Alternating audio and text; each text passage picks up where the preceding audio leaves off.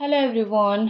ओम नमः शिवाय, जय भोलेनाथ। आशा है कि आप सब लोग बहुत खुश होंगे, अपनी लाइफ में जो भी कर रहे होंगे उसमें आपको ढेर सारा सक्सेस मिले। ठीक है, आज हम जो रीडिंग करने जा रहे हैं वो देखेंगे कि आपके पर्सन की ट्रू फीलिंग्स आपके लिए क्या है, ये पर्सन ट्रूली आपके लिए क्या फील करते हैं, ट्रूली उनके दिल दिमाग में आपको लेके क्या चल रहा है। ठीक है, तो चलिए हम स्टार्ट करते हैं और मैं कुछ ओरेकल कार्ड से स्टार्ट करूंगी। ठीक है, फिर हम टारो की तरफ जाएंगे। बहुत सारी चीज़ें आज हम देखेंगे, डिफरेंट डिफरेंट टाइप की चीज़ें।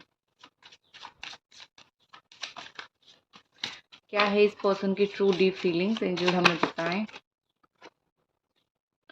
पहले तो है प्रपोजल।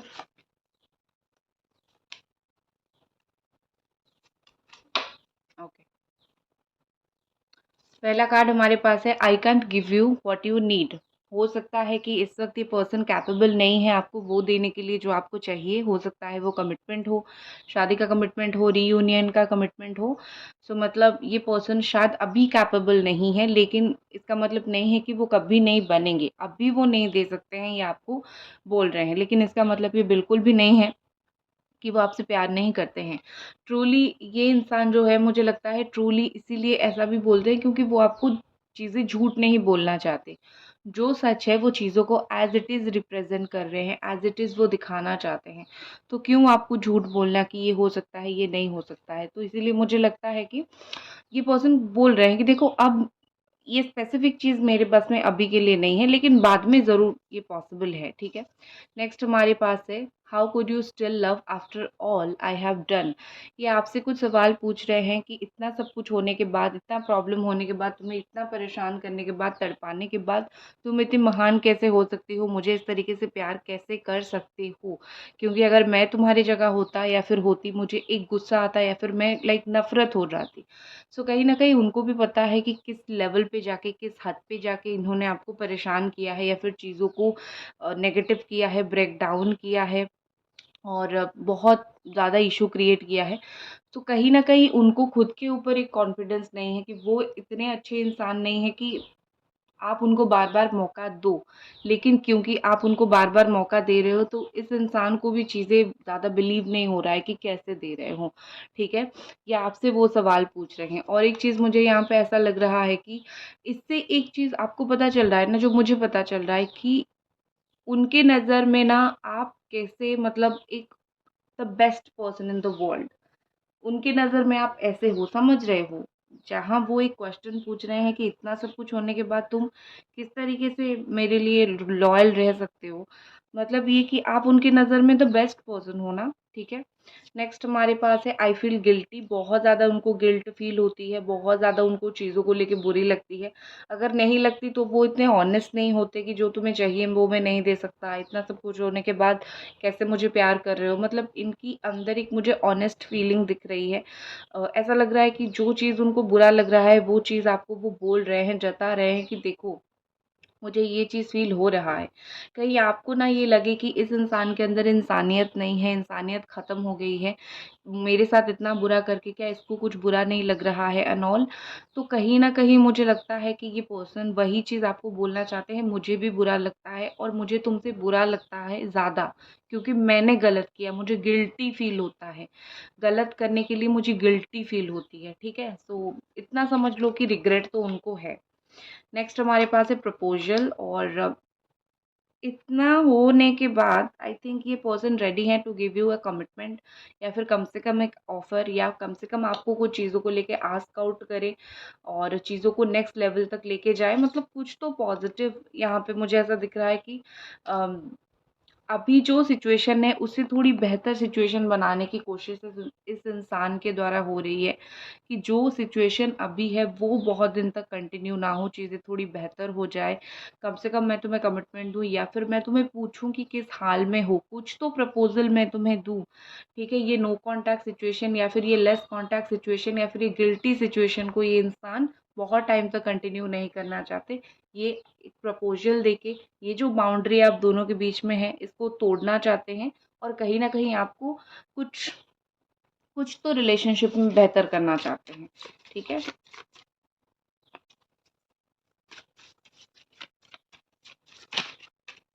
नेक्स्ट हमारे पास क्या है, I don't know how you feel. ये बहुत सारे मैसेजेस आज आ रहे हैं, अच्छी बात है।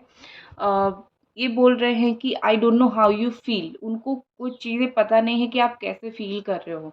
मतलब उनको ये पता नहीं है कि कुछ कुछ चीज़ों में उनको ये तो पता है कि आपकी फीलिंग्स क्या है, आप किस दर्द तकलीफ से गुजर रहे हो, लेकिन कुछ कुछ बातों में कुछ डीप चीज़ें उनको समझ नहीं आ रहा है या फिर उनको पता नहीं चल रहा है। अगर आप नहीं बताओगे तो वो नहीं समझ पाएंगे, ठीक है।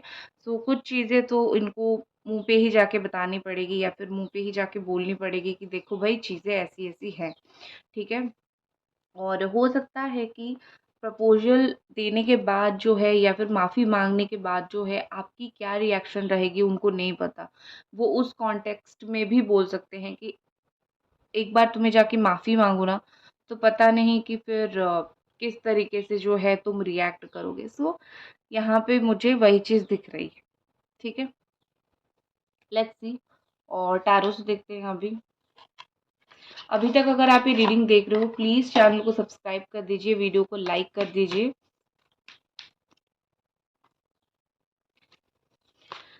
एंजल्स प्लीज़ हमें गाइड करें टैरो के थ्रू और ये पर्सन के साथ क्या फीलिंग्स है।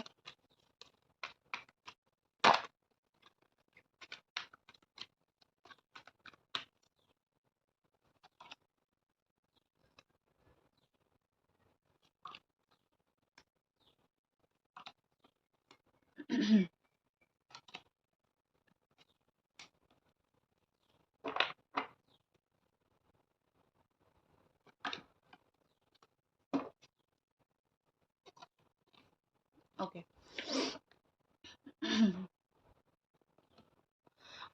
यहाँ पे मुझे जो दिख रहा है सबसे पहले तो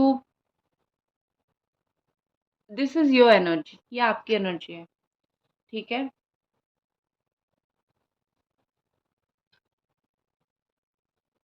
कहीं ना कहीं आपको थोड़ा रिस्पॉन्सिबल बनना पड़ेगा, आपके लिए ये कार्ड आया है। आपको अपने इमोशंस को पिटारे में बांध के रख के थोड़ा सा जो प्रैक्टिकल लाइफ में हो सकता है वो करना पड़ेगा। आप इतने इमोशनल हो जाओगे तो बहुत सारी चीज़ें यहाँ पे प्रॉब्लम हो जाएगी। तो आपके लिए है कि आप जितना इस इंसान के ऊपर नज़र रखते हो, जितना स्टॉक करते हो, उसको करना कम कर दो, क्योंकि हमेशा ये चीज़ सही नहीं होती है। कभी कभी चीज़ें बैकफायर करती है, आप इतना हर्ट हो जाओगे कुछ कुछ चीज़ें देख के कि आपको बहुत ज़्यादा बुरा फील होगा, तब आपको कौन समझाएगा। तो इसीलिए आपको बोला जा रहा है कि इतना स्टॉक करना बंद कर दो। आप बहुत रिस्पॉन्सिबल पर्सन हो, आप बहुत अच्छे इंसान हो, चीज़ों को बहुत रिस्पॉन्सिबिलिटी के साथ संभालते हो, तो अपनी लाइफ में वैसे ही रहो, गिड़गिड़ाने की ज़रूरत नहीं है, ठीक है। पर्सन की फीलिंग्स के ऊपर आते हैं। रुके हुए हैं, कुछ सोचते हुए मुझे दिख रहे हैं, ठीक है। नाइट ऑफ पेंटिकल्स का कार्ड है।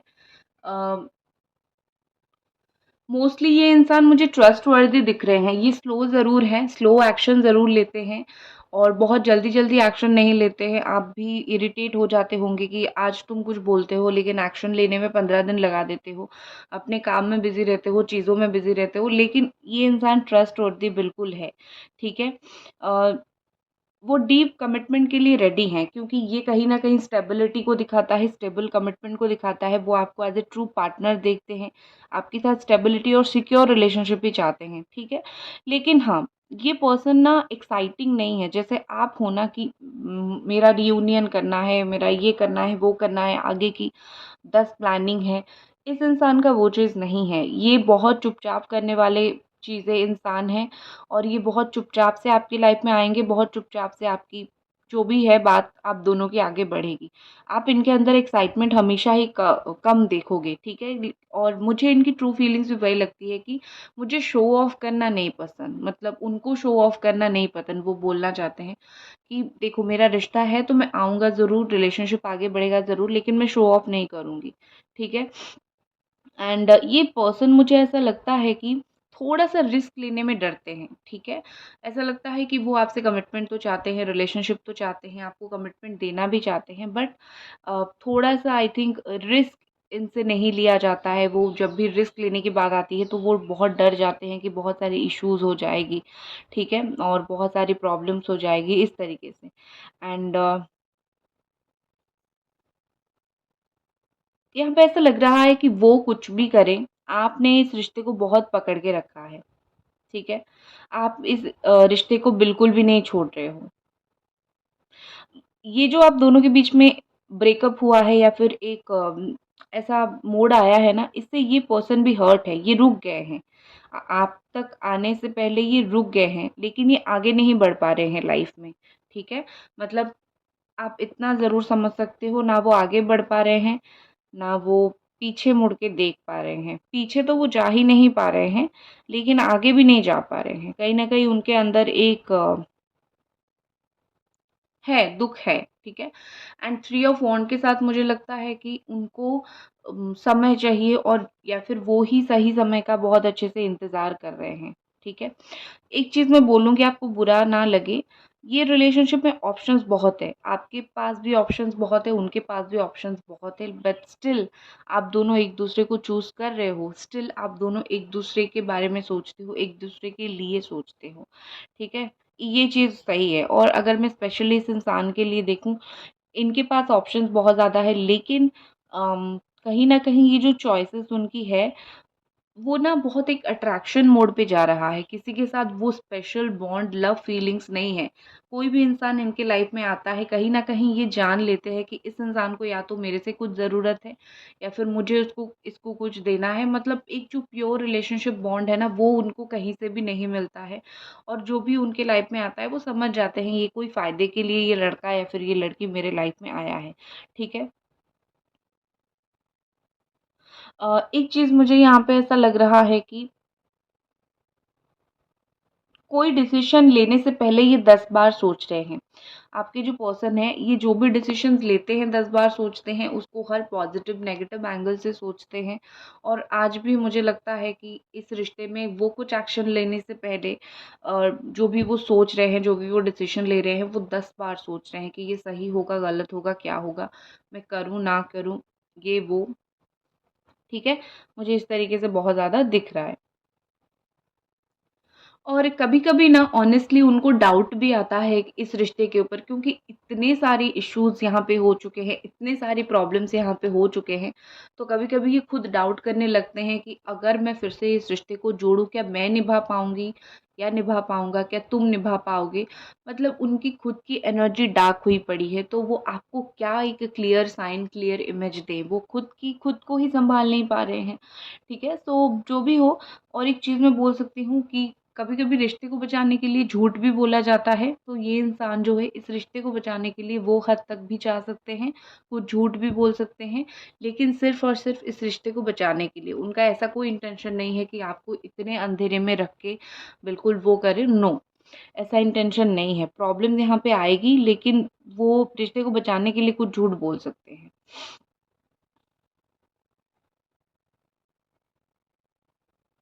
देखो, यहाँ पे अगर सिर्फ़ 7 ऑफ कप्स आता तो मैं बोलती कि ये पर्सन कमिटमेंट के लिए रेडी नहीं है।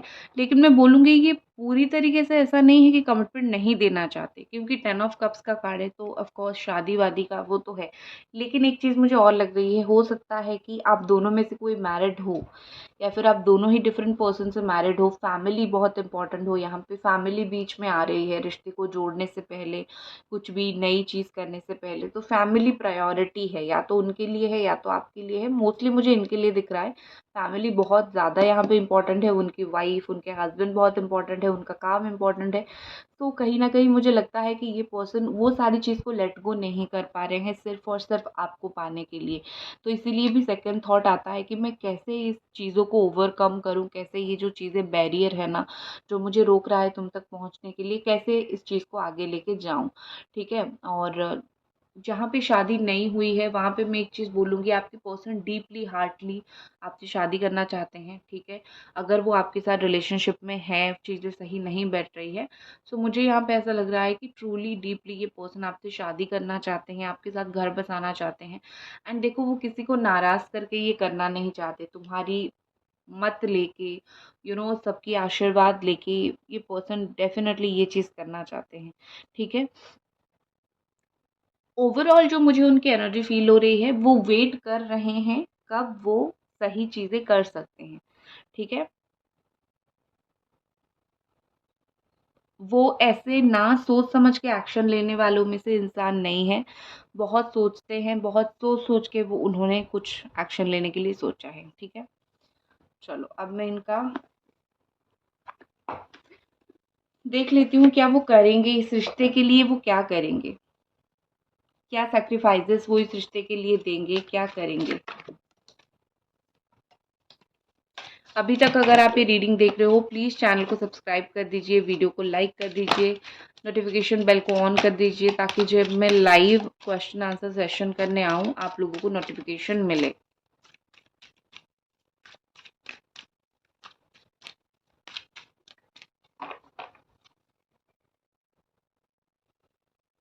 Okay let's see. पहले तो जो लोग नो कांटेक्ट सिचुएशन में है मैं देख लेती हूँ कि नो कांटेक्ट सिचुएशन में उनके पर्सन कब तक एक्शन लेंगे, और फिर नॉर्मल जिन लोगों का है उनका देखेंगे।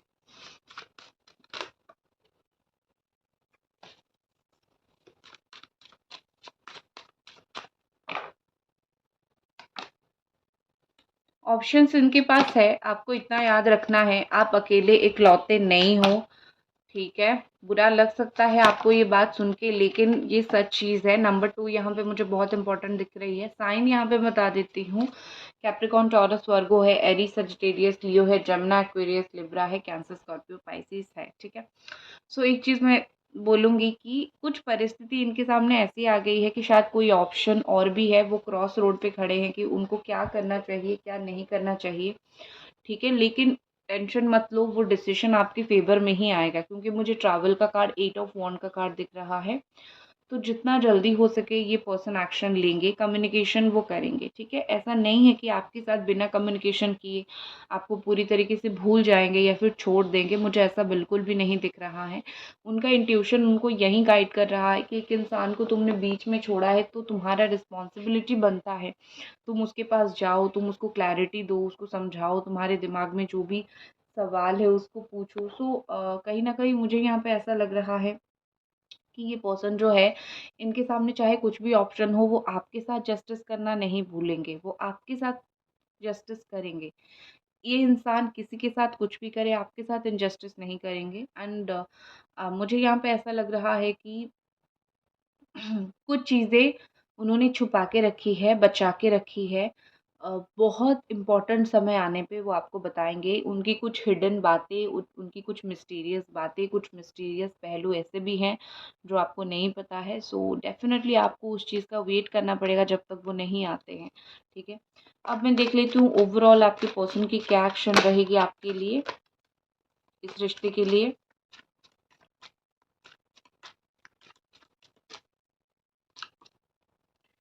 क्वीन ऑफ पेंटिकल्स, और ओवरऑल पहले तो मुझे लगता है कि जो रूडनेस उनके अंदर था वो बहुत हद तक कम हो जाएगी। मतलब ये जो चिल्लम चिल्ली गुस्सा ये सब जो था ना इस इंसान के अंदर से, वो बहुत ज़्यादा ख़त्म हो जाएगी, और उस वे में वो बहुत ज़्यादा चेंज हो जाएंगे।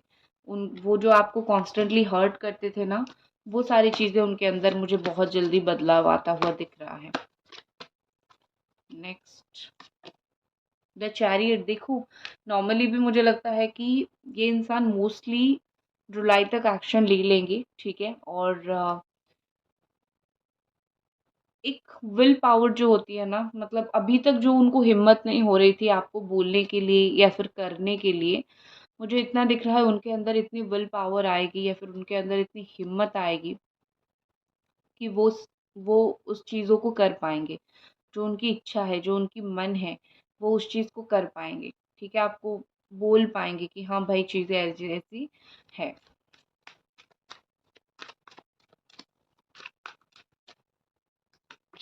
नेक्स्ट है किंग ऑफ वॉन्ड्स। थोड़ा-सा कमिटमेंट के लिए टाइम लगा सकते हैं, लेकिन कमिटमेंट देंगे ज़रूर, मैं इतना बोलूँगी। ठीक है? शायद आपको थोड़ा कमिटमेंट से पहले थोड़ा आपके साथ बहुत बात करे, डीप कन्वर्सेशन करे, आपको बोले कि ऐसा-वैसा, लेकिन कमिटमेंट वो देंगे, लेकिन उससे पहले कुछ चीज़ें वो क्लियर ज़रूर करेंगे। आपके लिए मैं एक गाइडेंस कार्ड निकालती हूँ यूनिवर्स की तरफ से, आपके लिए क्या गाइडेंस है?